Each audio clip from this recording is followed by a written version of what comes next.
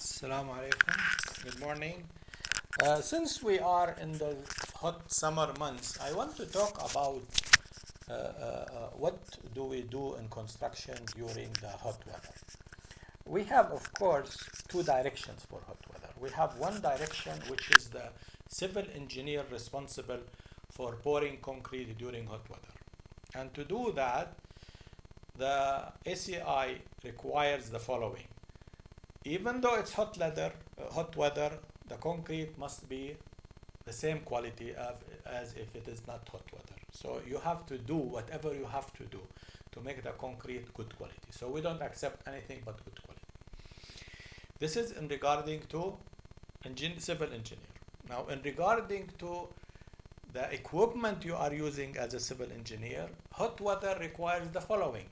If it is hot weather, we cannot afford one pump to stop. We cannot afford any equipment to stop. So what do? We have more pumps, more equipment available and standby to be used. So we don't want a vibrator to be sent for fixing and come back, because the concrete will not give you that time.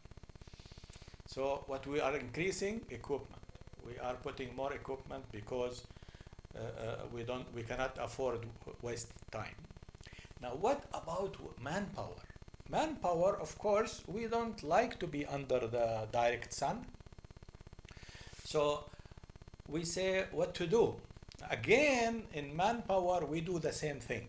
We say if this job can be done by 4 people in a good weather, then it will be done by 6. The same job we will do by 6 people in a more higher temperature, and it will be done by 8 or 10 people in a very high temperature. So again, we are increasing the equipment, which is the manpower equipment. For example, I remember when I saw a number of labor cutting my trees in my house.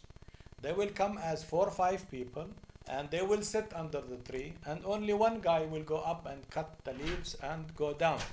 And I will find that this person is already tired. So he will sit and somebody else will go up. So what we are saying is that temperature reduces the ability of a person to give the task he has to do. So what we do is we increase the number of people. By increasing the number of people, we give them time to relax and others to work, or each person will be doing less work. Another direction we do with this is changing the time of the pouring and the time of the construction. So many construction companies will start very early in the morning. There is nothing wrong in this country, Saudi Arabia, if we even limit construction in the evening during the hot summer months. Even the evenings sometimes are quite hot. So the idea here is that engineers are sitting in their offices or in their site offices where there is air condition and he has water beside him, and he does not understand how difficult it is for somebody to be under direct sun for 10 or 15 or 20 minutes.